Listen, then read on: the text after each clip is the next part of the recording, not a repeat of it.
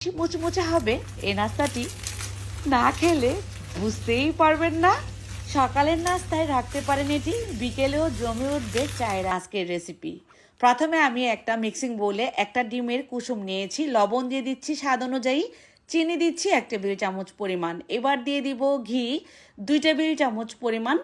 এখানে আমি 3 টেবিল চামচ পরিমাণ ঘি নিয়েছি, 1 টেবিল চামচ পরিমাণ রেখে দিচ্ছি। ঘিয়ের পরবর্তীতে চাইলে কিন্তু আপনারা রান্নার তেল দিতে পারেন। খুব ভালোভাবে 3টা উপকরণ মিশিয়ে নিচ্ছি। মিশানো হয়ে গেলে এবার দিয়ে দিচ্ছি আমি 2 কাপ পরিমাণ ময়দা।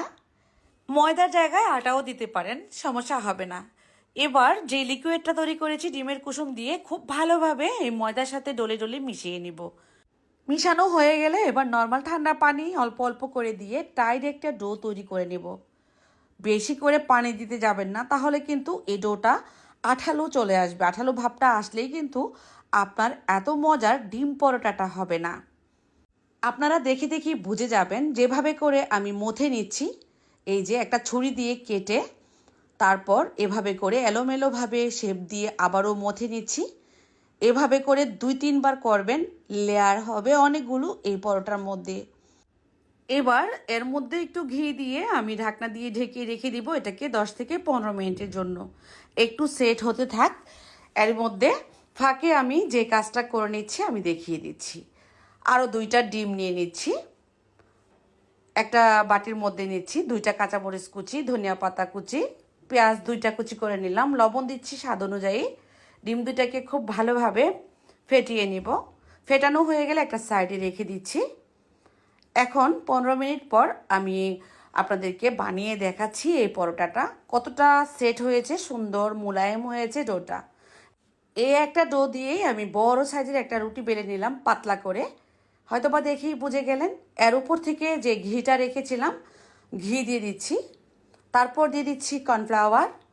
এরপর আমি যেভাবে কেটে নিচ্ছি খুবই সহজ, দেখলেই পেরে যাবেন। অনেকগুলো লেয়ার উঠবে।